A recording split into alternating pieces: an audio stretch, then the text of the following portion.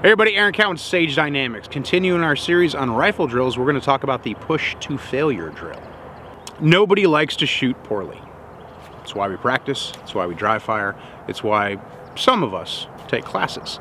It's why some of us continue our education. You notice I'm not saying most or all, because that's just not the case when you look at how many gun owners there are versus how many people habitually take classes, which is kind of a separate conversation. My point is, if we meet a standard of comfortability based on what we taught ourselves, because you can teach yourself to a certain point, or what we learned in the military or when we were a cop or from our buddy or our uncle who was a Marine or whatever, wherever you picked up the knowledge, correct or not, you get to a certain level of comfortability and it's unlikely that you're going to push yourself much beyond that. Maybe because you don't understand new concepts or skills that you maybe should pursue, or you're not aware of this drill or this technique or that technique, or because you just fall into a comfortable rut and you're not going to force yourself to try to exceed that performance.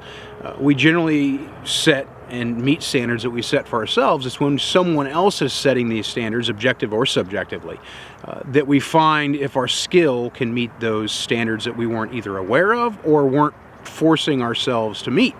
Now, my thing is self-defense shooting. Everything I do, pretty much everything I do, is in the same vein of preparing people for self-defense in the unlikely but very possible event they have to use a firearm to defend their life or the life of someone they choose to defend, be it occupationally, personally, whatever. My goal is to try to make things as realistic as possible, but based on the inherent danger involved in these things, because of what they're designed for, what they can be used for, range training tends to be very, very artificial, because we should not put safety in a secondary position in order to do something that's more realistic. So we see a lot of tactical derp out there because people are trying and they're experimenting with the concept of trying to make things a little bit more realistic based in some kind of scenario they have in their head that may be realistic and it may not be. Usually the more derpy it is, the more unrealistic the scenario is to begin with. So the bridge is force on force training, but that's not nearly as accessible as live fire training. Most people can't do force on force on their own. It kind of takes at least two people to run it effectively anyway. So they're kind of left to practice indoor ranges if they have access to an outdoor range, their personal property, what have you. But then we circle back to, are you pushing yourself to move forward? Some people get into drills and they see a drill and they're like, oh, I want to do that. And then they meet the standard of the drill and they're like, okay, yeah, I'll shoot that occasionally, but no big deal. Sometimes the drill is just a closed set of skills measured at certain metrics, usually time, usually distance, and usually accuracy, because those are the three objective measurements we have for shooting skill. Usually the drill is very specific in either a technique or it's trying to replicate a likely type of shooting that's going to take place. Push to failure, pushing yourself to failure, is literally in the name. You're going to see how fast is too fast. Is speed important? Absolutely. This is something I do in handgun classes and rifle classes. It's kind of paired in with developing better trigger control technique for when you are going to shoot cadence, which means 3, 4, 5, 10, however many rounds, as quickly as possible, as long as you can still get hits. And sometimes it gets brought up, well, do you think a bad guy is going to stand still and let you shoot him 6 times? I hope so. If I have to shoot someone, I'd like to be able to get as many hits as possible in the shortest amount of time possible, and that's the whole reason for the skill.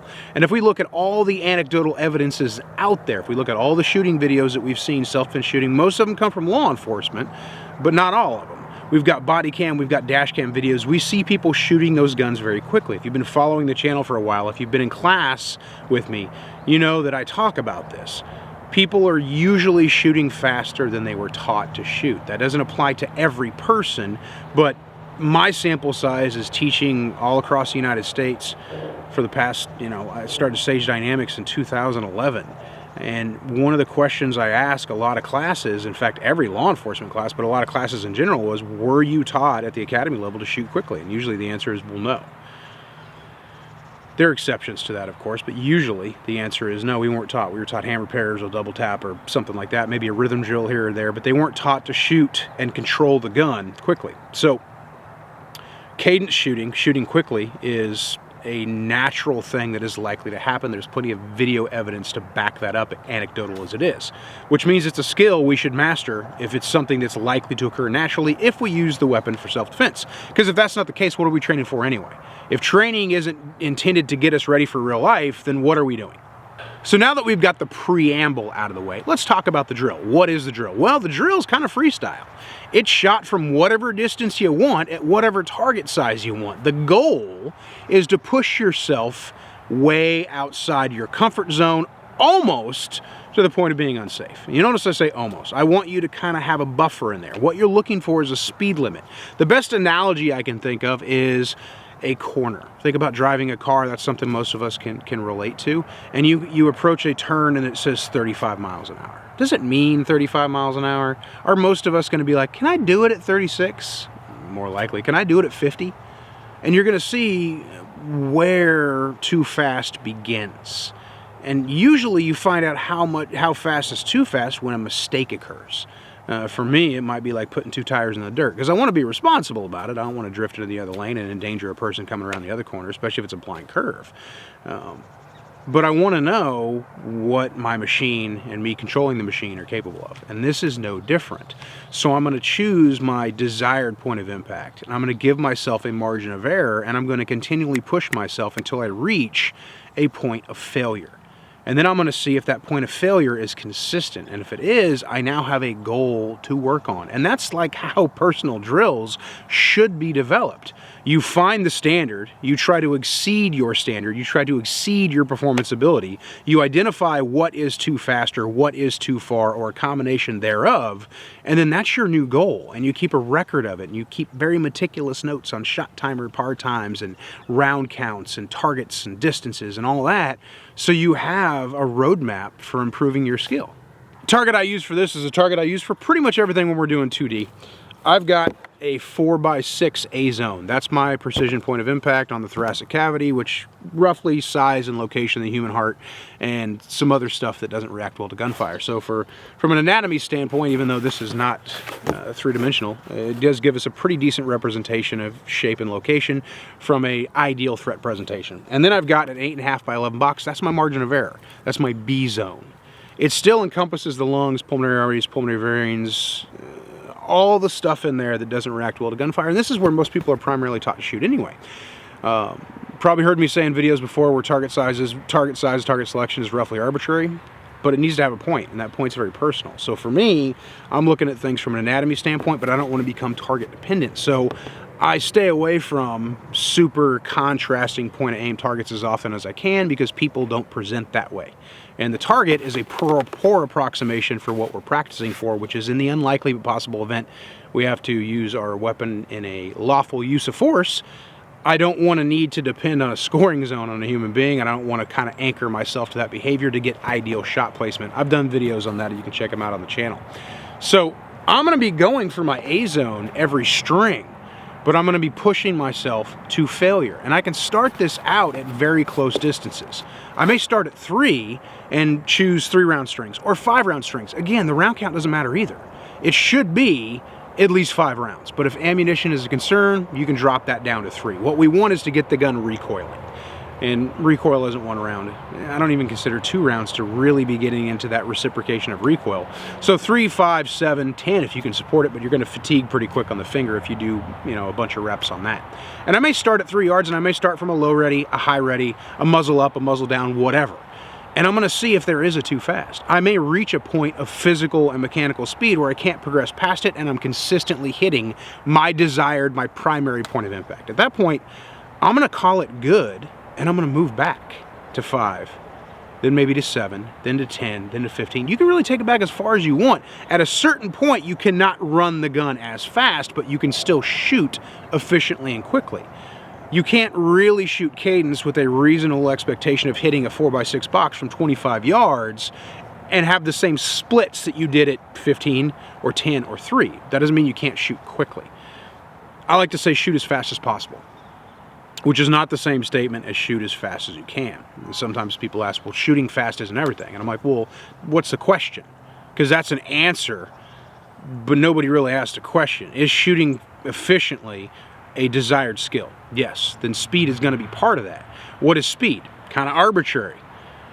From 25, I'm probably not going to shoot as fast as I can from 3. That doesn't mean I don't want to shoot fast from 25. I think I kind of made my point there. We should always shoot as fast as possible, which is not the same statement as saying shoot as fast as you can. So all you're going to do here is push yourself to failure. You want to kind of throw, or I don't want to say throw away, put aside a little bit of that, I guess, hesitancy to shoot faster than you think you can, because you might surprise yourself, and some of you will if you run this drill, if you're able to run this drill, if your range supports it. And we're going to pick a distance, and we're going to shoot as fast as possible. And we're going to let, in this case, the rifle, I'm using my Sage Dynamics Edition 12.5. I'll just kind of do a quick demo for you guys for video purposes. I'm going to do it from 7 yards, and I'm going to run it pretty quick. And what I'm looking for is I'm going to keep shooting faster till either I can't meet the standard or I start failing. Kind of the same thing, but not necessarily. If I can't meet the standard, it means I'm not pushing myself. When I start failing, that's the goal of the drill. And then I'm going to see if there's any data in how I'm failing, and I can diagnose that to see what kind of corrective actions can take place. Now, I'm just doing this as an example, but I'm really going to push myself outside my comfort zone from 7 yards to see what I can get away with. And I may have to take a couple reps to get some good data, and then we'll take a look at the target.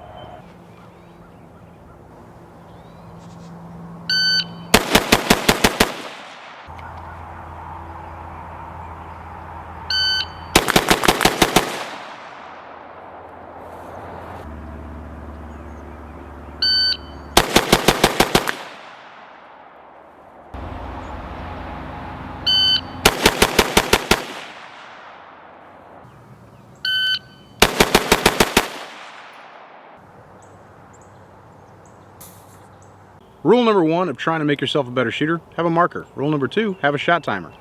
This is our 7-yard target. Fired 7 round strings, I did 5 reps. There's actually a couple extra rounds in there because I had some magazine issues that had to be attended to.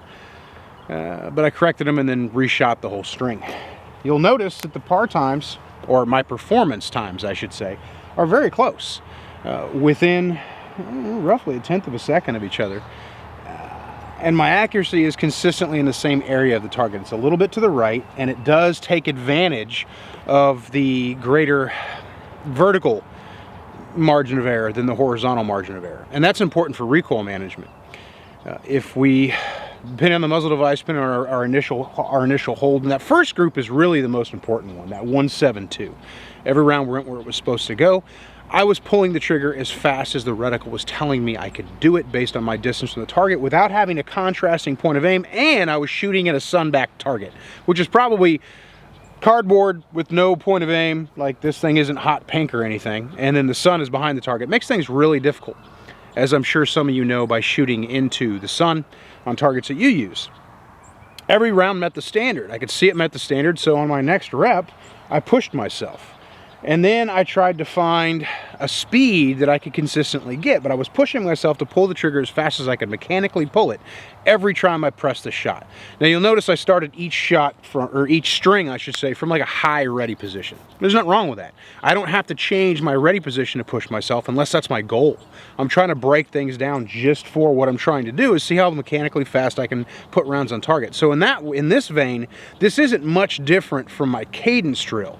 But the point here is not to find a degree of performance, is to push myself as far as I can and then see if there's any data in the target that's worth diagnosing. Being a right-handed rifle shooter, because I'm leaning right, one thing I might check is be like, okay, is the gun zeroed? You know, I'll go check it, put it back on target, because it's zeroed on a different ammo than I'm shooting on the range. On this 55 grain PMC that I'm shooting for the purposes of this video, is the round hitting a little bit to the right versus on the 75 grain gold dot that it was zeroed on? Chances are not, but it might be something you want to check if you want to be that analytical. What I can see from my overall performance, even when I pushed myself, I had 2 failures. The word failure is very important. I actually did fail to meet the standard twice, almost failed to meet it there, almost failed to meet it there and there. That's not a big deal because that's an almost. I don't want to get into that one ragged hole mentality here of it's got to be one big silver dollar or quarter or dime or nickel size. Yeah, I can shoot that. I know I can shoot that, but I'm going to shoot it a lot slower. And I'm probably not capable, because I'm a human being, of shooting these par times with that tight of a degree of performance, although it is a goal that I'm striving for probably for the rest of my life. There is usable data in here. What I learn is my windage control, my actual grip and control of the sway of the rifle during the cycle of fire is pretty good. It could be better, but it's pretty good. I have a timing issue that takes place between when I say pull the trigger and when the trigger actually gets pulled. So I'm trying to break my shot at the first place I'd be okay with a hit. But the rifle is actually coming back from recoil and traveling below that before the round leaves the muzzle. So that's something I have to watch for. Because I didn't get any significant failures at 7 yards, I'm gonna move it back to 10.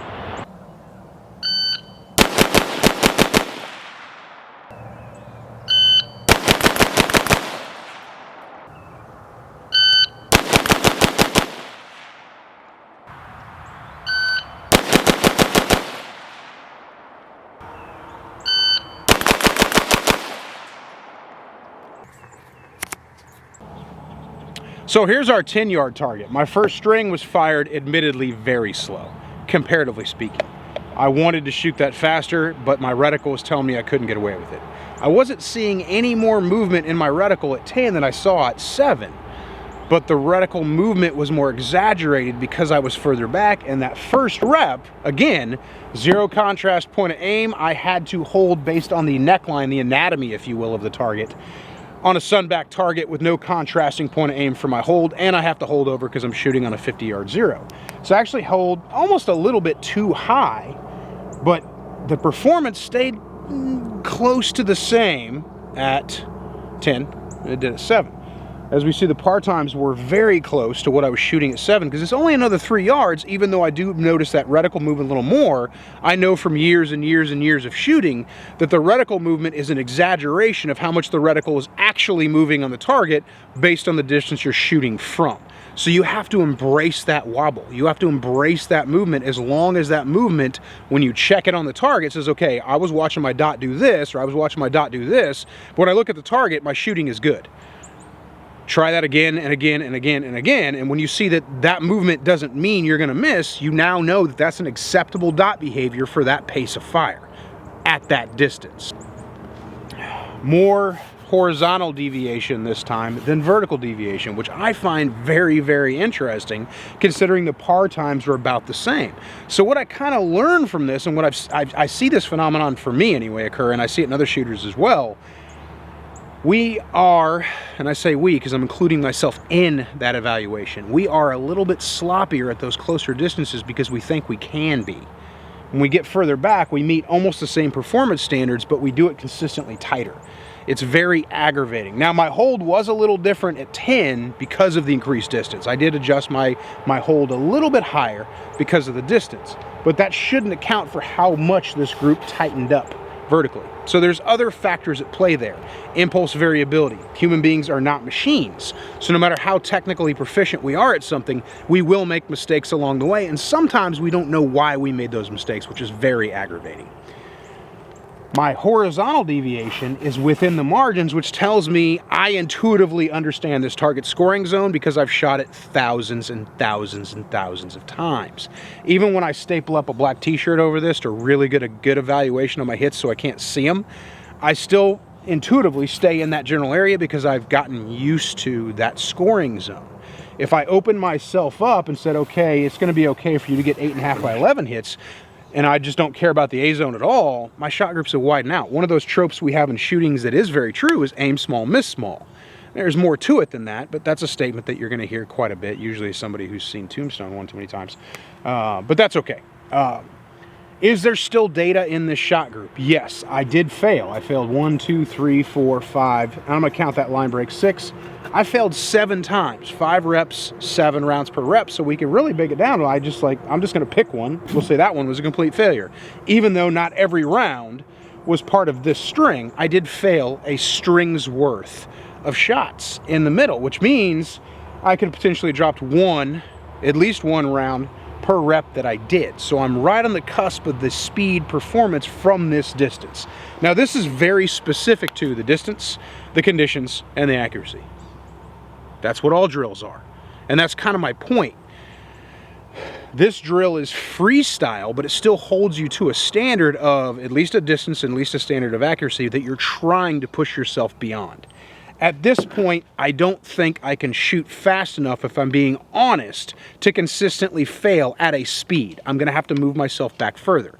Now the caveat to that, of course, is I am not the fastest shooter by any stretch of the imagination. There's people watching this video right now that shoot faster than I do. Good. I'm okay with that. I don't need to be the fastest shooter, even though I keep trying to be. I'm at a point in my life where I just don't think I can pull the trigger any faster, and if I'm being honest with myself, I'm getting to the age where I'm going to start slowing down in the next 5 to 10 years. And that's just part of life, and I'm okay with it. If I had put 7 rounds into a bad guy who was stupid enough to stand still and let me do it, I don't think he'd know the difference between the 6.4 and the 9.3 on the back end of that 1 second. There might be a few of you who watch this video and you're like, what was the point of all that? The point was the video, what I was talking about. Drills don't have to have a hard standard or a par time that everyone is trying to achieve. Some drills are very personal. If you're going to shoot and practice on your own, create your own drills. Come up with what you identify as a deficiency and then create a drill to address it. If you're having grip issues, you can create a drill specifically for that. If you're worried about shooting faster, you can create a drill specifically for that. You just got to be honest with yourself. Bring a marker, bring a shot timer, choose a reasonable sized target based on what kind of training you can get away with, and based on how much ammunition you have, work the problem. If you're going to the range and only shooting at what you're already good at, you're not doing anything to improve your skill set. You're just maintaining the skill set you've already developed. And shooting at 3 does not necessarily help you shoot at 25 if we're talking distance. And of course, there are people who say, well, you know, I'm unlikely to shoot in self-defense from those distances. You're right. Maybe. Maybe not. If we could predict the future, we wouldn't need to carry guns. If there's a skill that exists with a firearm, I want to at least be a layman at it. I'm not going to shoot from 1,000 yards a whole lot, but man, it feels good to know how. It feels good to be able to do it. It feels good to knock the dust off that skill and see that it's still there because I occasionally do maintenance on it. If you want to spend all your time at the front of the range, 3 yards, 3 rounds, 3 seconds, that nonsense, cool. You're not improving as a shooter, but cool. I kind of feel like anybody who's still watching this video at this point anyway is probably one of the people that's looking for ways to improve their skill set. The hard truth of it is there's only so much we can do ourselves because you don't have an objective, knowledgeable, third-party observer when you're shooting, which is one of the reasons why people take classes, to learn skills and then have those skills observed by the instructor to see that they're progressing proficiently. And if you think your skill set is good, then are you objectively measuring it against anyone else who has a verifiable pedigree of one sort to say that they have demonstrated their skill set in one way or another, be it a grandmaster shooter or some special forces guy who did 19,000 tours in Iraq and Afghanistan? Those are both objective standards of measurement. That person could look at your skill set and be like, this is a skill that applies to what you're trying to do. You don't have to do everything on the tactical side. You don't have to do everything on the competition shooting side. In fact, you should hit both sides, the self-defense side, I don't really like the word tactical side, and the competition side. Just see what kind of skills can be mechanically improved. This drill is kind of a freestyle. Just kind of feel it out and let it help you identify the issues it's capable of identifying. Recoil management, trigger control, your primary default grip on the rifle. You can also shoot this from a kneeling or a prone position if you really want to, but its main usefulness is to push yourself to failure. You can also apply this drill to anything else. If you want to shoot at 50 yards on a magnified optic, or you want to get used to your magnified optic at 3 yards, or you want to shoot 100 yards on steel, this drill applies. Pick a round count, shoot it as quickly as you can, diagnose the shot group for what data is there and see what you can consistently get away with and see what your speed limit is. If you don't push yourself to failure, you're never going to know what you're trying to achieve. I'm Eric Allen with Sage Dynamics. Train accordingly.